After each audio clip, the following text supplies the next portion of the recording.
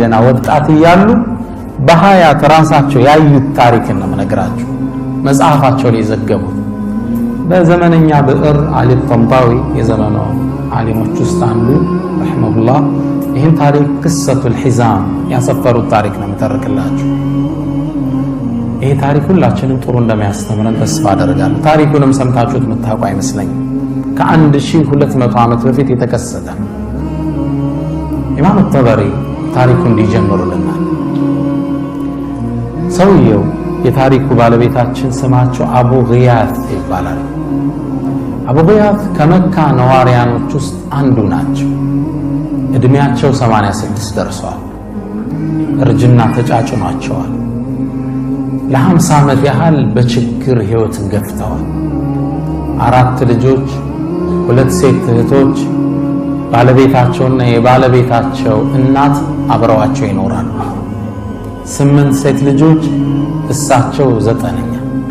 4 ልጆች፣ 2 እህቶች፣ የሚስት እናትና ሚስት፣ 8 ሴቶች፣ አቡ ግያስ አንድ ግለሰብ።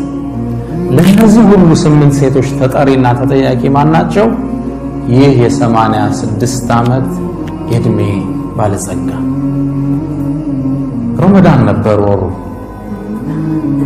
240 ሂጅሪያው ላይ። አቡ ግያስ ትናንት ያለ ምግብ ነው የጾሙት። ዛሬም እንደዛው ለመጾም ተገደዋል። ሱብሒ ከሰገዱ በኋላ ባለቤታቸውን ጠሩ። ያሉ ባባ አሏት። መጣች። ላይ ለብሳ የነበረችውን ልብስ ሰጠቻቸው።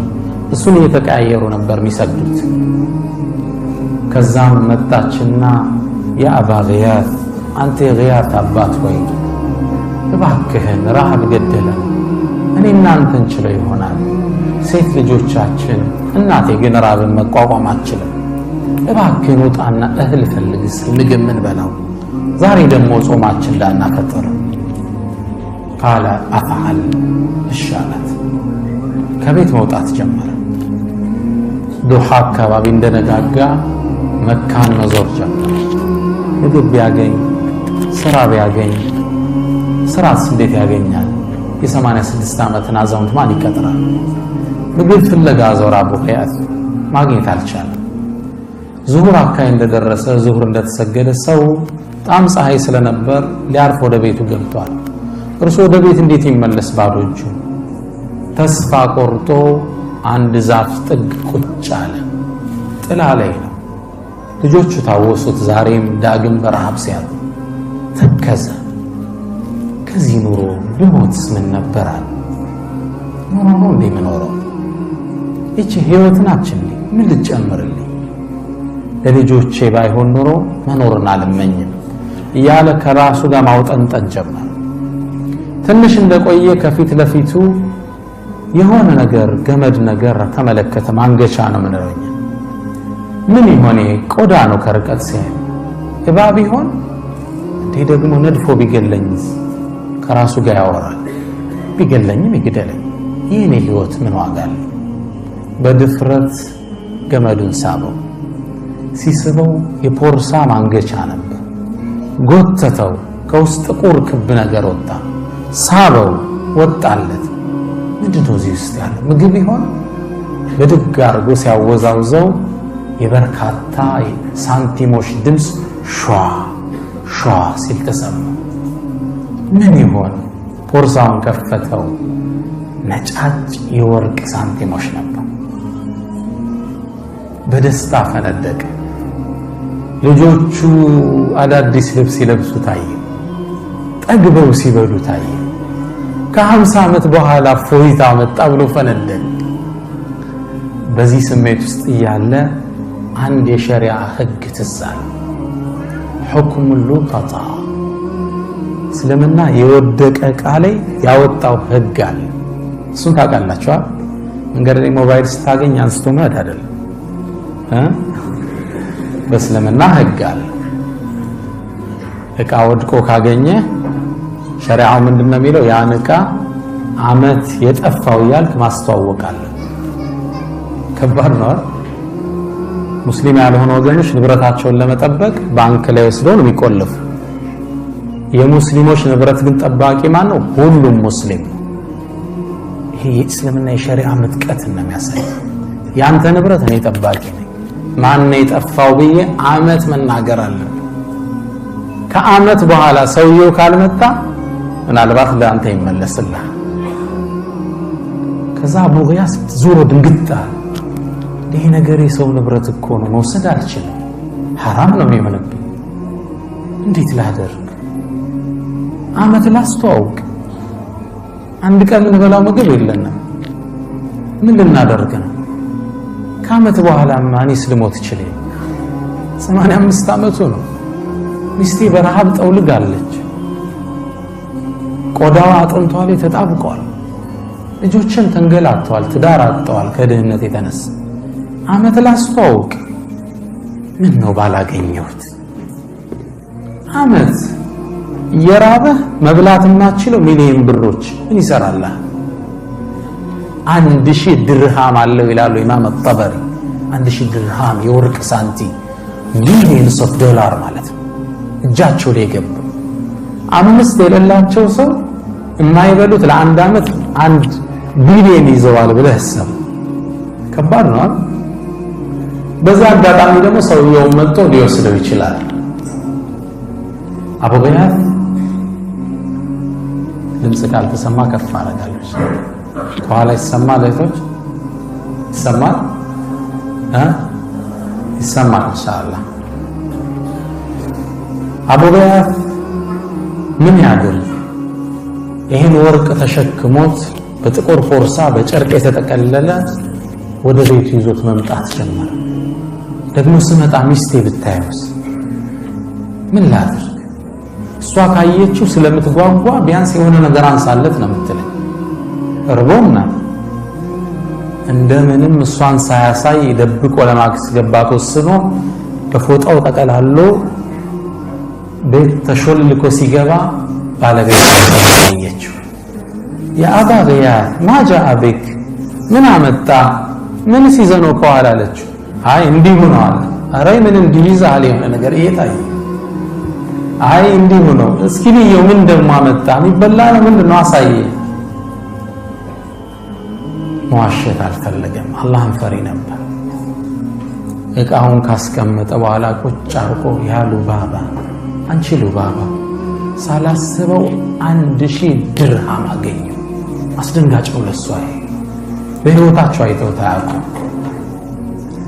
እና ግን የሰው ነው። እንዴት የሰው ነው? አላህ ያመጣልህ ሪዝቅ አይደል እንዴ? ሚስት ደግሞ ገባች። ጀሊሉ ግን ላይ ያመጣውና ይሄ የሰው ንብረት እኮ ነው። ይሄ ሰው ይባላል እንዴ? እርቦሃል እኮ ልትሞት ነው። እርቦና ልንሞት ነው። ሰው ሲቸግረው ሐራምስ መጠጣት ይፈቀድለት? በረሃ ላይ እየሄደ ከኸምር ውጭ ሊሞት ብሎ ውሃቶ ኸምር ውጭ ሌላ ካላገኘ እሱን እስልምና የግድ ይፈቅድለታል።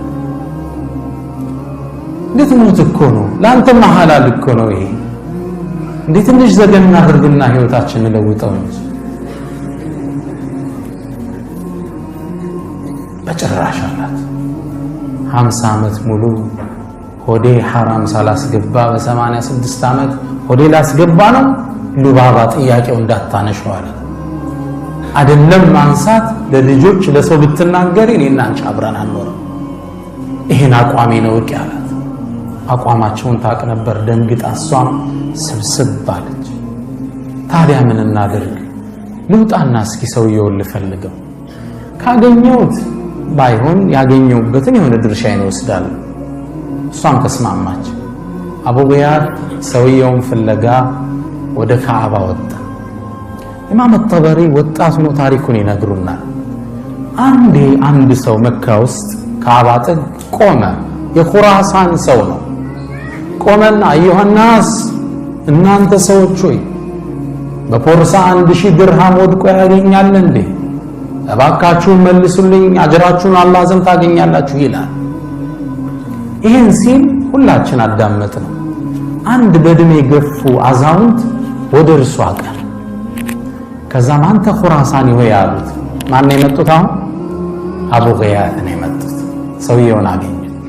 አንተ ኹራሳኒ ወይ ወርቅ ጠፋ እንዴ? አዎ። 1000 ድርሃም። አዎ። ታዲያ እኛ እኮ የመካ ሰዎች ቀሊሉ ዘርዒ እኛ እኮ ወቀሊሉ ዘርዒ አዝርዕት አናመርት ታውቀዋለህ። እርሻን ዘራ ደረቅ ነው መሬታችን፣ ዝናብ አናገኝ። ከብቶች ደግሞ አልበን የምንጠጣው የለም። ወቀሊሉ ልመዋሲሚ ደግሞ ሐጅና ዑምራ በዓመት 2 አንዴ ነው የሚመጡልን። በዛ ነው ከሰው የምንጠቀመው። ስለዚህ ምናልባት ያገኘው ሰው ችግረኛ ሊሆን ስለሚችል 1/10ኛውን እሰጣለሁ ብለህ እኮ ብትናገር አምጥቶ ሊሰጥ ይችላል።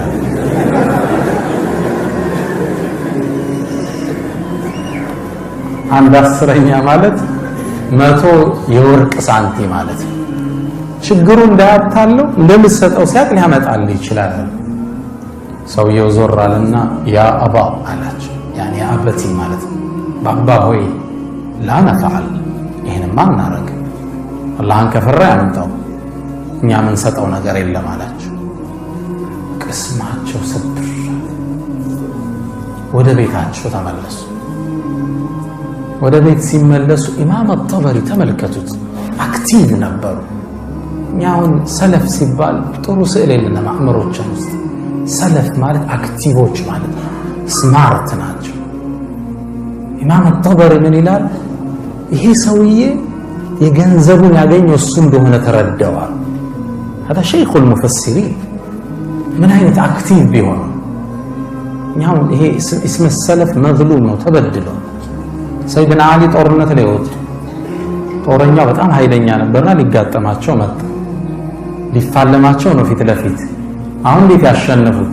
በጣም ሊያደክማቸው ሆነ እና ግጠመኝ ሲላቸው አሰልፈ ነው እንዴ የምትመጣው ብቻህን እንደመምጣት አለ። እኔ ወንዱ ብሎ ዞር ሲል አንገቱን ቀጭ አለ። እኔ ጋናቸው ምን ነው አልሐርቡ ኺዳ፣ ጦርነት ላይ ቴክኒካዊ ማታለል ይፈቀዳል። ግልጽ ነው አይደል? ጀግና ላይ ብሎ ተነፍቶ ነው የመጣውና አመዛዘዙ ምናምን ሳይሆን ሲሪየስ ነው ሰውዬ። ከዛ ሲስተም ፈጠሩ። አክቲቭ ነበሩ ሰይድና አሊ ረዲየላሁ ተዓላ ዐንሁ። ታዲያ ብቻህን አትመጣም እንዲያሰልፈ ነው አሉ እኮ ነው ብሎ ዞር ሲል ቀጨም ማረጉት አንገት።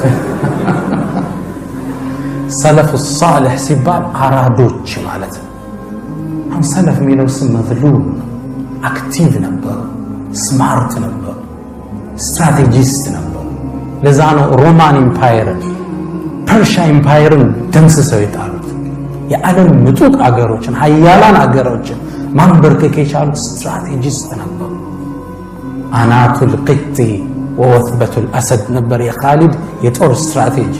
አሁን ዓለም እያጠናው ያለ የኻሊድ የጦር ስትራቴጂ አናቱል ቂጢ ወወትበቱል አሰድ።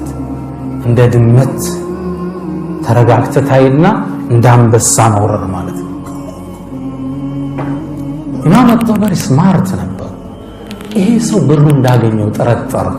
ለራሱ እያመቻቸ ነው ብዬ አሰብኩ። ወደ ቤት ሲመለስ ለማረጋገጥ ተከተልኩት አሉ ኢማም አጠበሪ።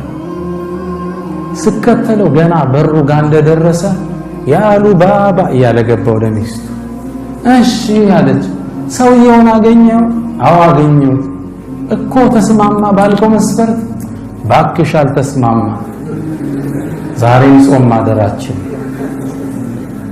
ያ አቡ ጊያት አለችው፣ እነዚህ ሴት ልጆች በረሃብ ይሙቱ እንዴ? እናቴ በረሃብ ትሙት እንዴ? ትንሽ አንሳለት፣ ተቸግራል። ለምንድን ነው ማታነሳው? አንተ እኮ ሙጥር ነህ፣ ተጨንቀሃል፣ አላህ ይፈቅድልሃል። ደግሞ ወቅ አለችው ልቡን ስታራ፣ አላህ ባያስከው ብር ብቻ ሳይሆን በትክክል ባልመገብካቸው ልጆች ይጠይቀሃል አለችው። ጥሩ ማንትን ነው አይደል? ልክ ይህን ስትለው ይላል ኢማም አጠበሪ ከርቀቱኛ ያለዋል ትክዝ አሉና አቡ ጊያት ተስፋ ቆርጠው በነጩ ጺማቸው ላይ እንባ ሲወርድ አየዋል። አይበላው የአላህ ቅጣት አለ። አይተው ልጆቹ በረሃብ ሊያድሩ። ከዛም ስሜታቸውን ዋጥ አድርገው ፊታቸው ተቀይሮ ላ ያሉ ባባ ትግስት አርጊሉ ባባ፣ ከጭንቀት በኋላ እፎይታ ይመጣል፣ አላህ ይተወንም ተይሉ ባባ አለት። ኢማም አልጠበሪን ስሰማ ተመለስኩ። በሁለተኛው ቀን ያ የኹራሳን ግለሰብ አሁንም ቆሞ ይጣራል። ምን ይላል? አዩሃል ሁጃጅ፣ እናንተ ሐጃጆች ሆይ 1000 ወርቅ ሳንት ያገኛል እንዴ? አላህ ምንዳውን ይክፈለው እባካችሁ ስጡኝ ይላል። ከዛም በሁለተኛው ቀን ይህ ሼኽ መጡ ይላል ኢማም አልጠበሪ ረዲየላሁ ተዓላ መጡና አንተ ሰው ሆይ ትናንት እኮ ነግሬህ አልሰማይ ብለህ ሰው የሚበላው የለው 1000 ወርቅ ሳንቲ ስትል የት አምጥቶ ይሰጣል? ትንሽ እኮ ብታረግለት አላህን ፈርቶ ይሰጠናል። ምንድነው ማረግለት?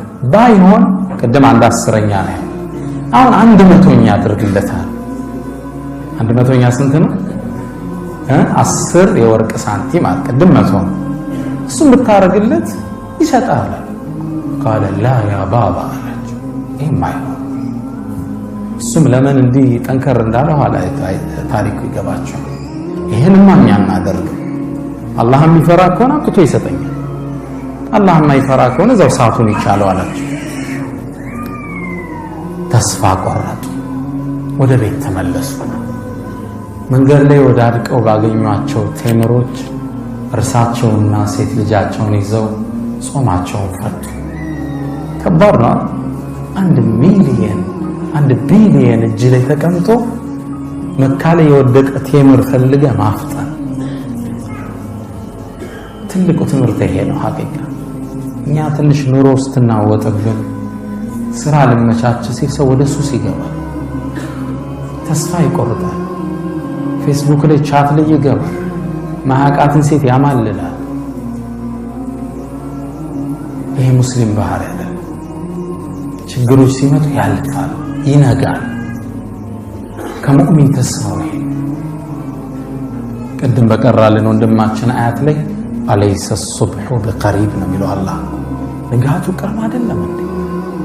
እየነጋ ታሪክ እየተለወጠ ነው። ያችን ቴምር በልተው አፈጣ። በበነጋው 3ኛው ቀን ላይ ይሄ ሰውዬ ቆመና ኹራሳኑ ተጣራ። ንብረት ያገኛል እንዴ ስጡኝ ብሎ ተጣራ። አሁንም ይላል ኢማም አልጠበሪ ነው የሚዘግበው፣ አሁንም የሼኽ ተነሱ አቡ ገያት መጡና አንተ ሰው ሆይ ትናንት ነግሬህ እኮ ነበር 100 አልኩም ቢያል ለራሳቸው የሚደራደሩ ነው ይመስል 10 አልኩ አልተስማማ፣ ባይሆን 1 የወርቅ ሳንቲ ስጠውና ይመልስልህ ይሆናል። በዚህኛይቱ ፍየሎች ገዝቶ ወተቱን ይጠጣል፣ በግማሿ ደግሞ ሐጃጆችን ማጠጫ ዕቃ ገዝቶ እሷን እያከራየ እያጠጣ ክራይ ይሰበስባል። 1 የወርቅ ሳንቲ ይስጠዋል።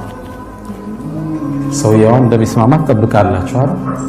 ቃለ ላ ያ ባባ፣ ይሄማ ያ አላህን ከፈራ ያምጣል፣ ካልሆነ እዛው አላህ ይተሳሰብ። አቡ ገያስ ተስፋ ቆረጡ። ናበል ወደ ቤት እንሄዳለን። ምንድነው አሉ። እስኪ ናየ አንተ ሳንቲ ከሆነ አለ እንደዚህ። አዎን አየ።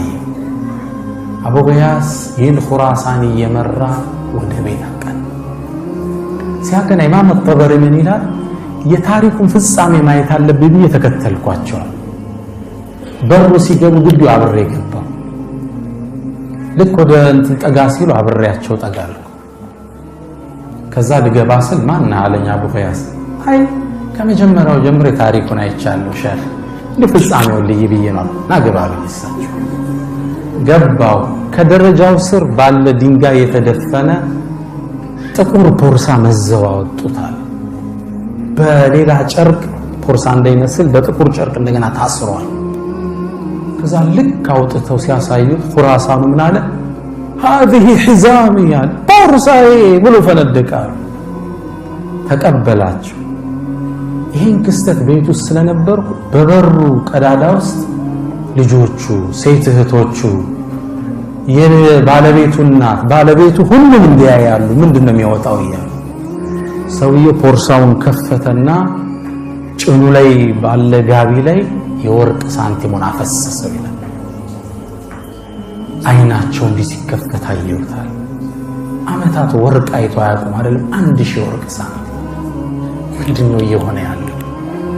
ከዛ ሰውየው እንዲያገላበጠና ይሄ ወርቄኔ ሳንቲም ነው ብሎ መልሶ ከቶ ትንሽ ነገር ተጠብቃላችኋል 5 ሳንቲም ሳያስቀር ሸርግጎ ጠፍሮ ተከሻው ላይ አርጎ ቴንኪው ማላለው ይላሉ ኢማም አልጠበሪ አላሁ አክበር አምስታ ሹክራን እንኳን አላለውም ተሸክሞ ወጥቶ ሄደ ሁላችን ደርቀን ቀረን ይላሉ በዚህ ቃል ነው የሚገልጹ ሴቶቹ ፈበቁ መሽዱቅ الأخناق አንገታቸው ተመዞ አይናቸው ፈጠው ቆመዋል እንዴት ሰው ደክሞ ያገኘለት ሽማግሌ አንዲት ሳንቲ ወጣት ሰጠው እሱም አይሰጥ አመሰግናለሁ አባባ ግንባር ሰማቶታ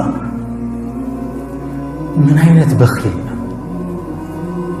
ተስፋ ቆርጠው ሴቶቹ ሲቀመጡ መሬቱ ሲወድቁ አይ የሚያፈጥሩባት አንዲት ሳንቲ የሚጠብቁ ነው ኢማም አልጠበሪ ይላል እኔ ደግሞ ገና ወጣት ነኝ ስራ የለኝም ትንሽ እንኳን ማፍጠሪያ እንዳልሰጣቸው አቡ ገያስ ደርቆ ቁጭ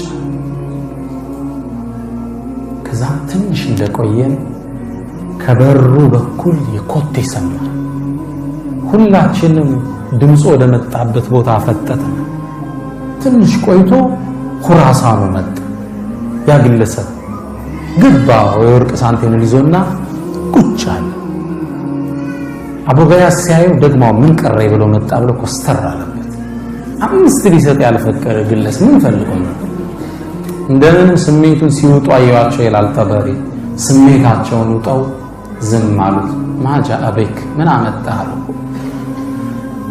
ነገሩ ሰፊ ነው አሉ ምንድነው እሱ አባቴ ሲሞት 3000 ወርቅ ሳንቲ ተወለደ ከዛም 1/3 1000 ድርሃሙን ምድር ላይ ላለ የመጨረሻ ችግረኛ ሰው ሰደቃ ስጥልኝ አለኝ መካ ውስጥ ፈለኩ ላይታች አላገኘው የመጨረሻ ዳህ ያገኘው አንተን ነው ታዲያ ይሄ ወርቅ ሳንቲ ላንተ ነው የሚገባ ብሎ እግራቸው ላይ ጣለው ይላል ተባለ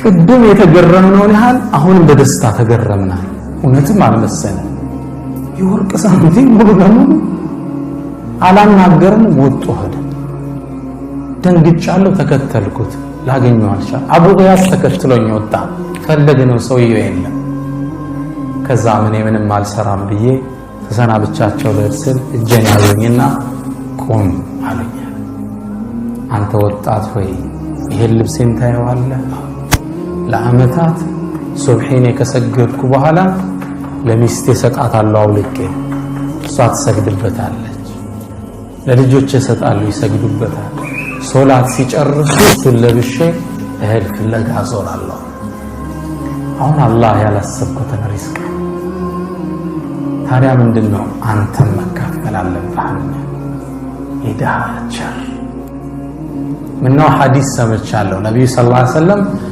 አንድ ሰው ሳትጠይቁት ሪዝቅ አምጥቶ ከሰጣችሁ አብረው ላሉት አካፍለው የሚል ሐዲስ ሰምቻለሁ ከኢብኑ ዑመር የተላለፈ አንተም መግባት አለብህ አሉኝ ቤት ውስጥ ገባ እንደገባነ በደስታ ያሉ ባባ ያ ፉላና መጣራት ጀመሩ ልጆቹ ተሰለፉ አላቸው ሁሉም እንዲመደዳ ቁጭ አሉ እኔ አብሬ ገባው አቡ ገያስ እዚህ ቁጭ ብሏል ሳንቲሙ ፖርሳውን ከፈቱና አንዳንድ ሳንቲ ለሁሩ መወርወር ጀመሩ ሴቶቹ ሁሉም ጋቢያቸው እንዲያርገዋል አንድ ሴቶች 8 ተባለ ስንት ናቸው 9ኛ አቡ ገያስ ስንት መጣ 10 ለ10ም አንዳንድ ሳንቲ እየወረወሩ አዳረሱን ይላል መጨረሻ ፖርሳውን ሲጨርሱ ያንዳንዳችን እጅ ስንት ገባ 100 ድርሃም ገባ 10 ናቸው ሁላችን ያስነ እኔም ይላል ኢማም አልጠበሪ ችምብር ያስኩና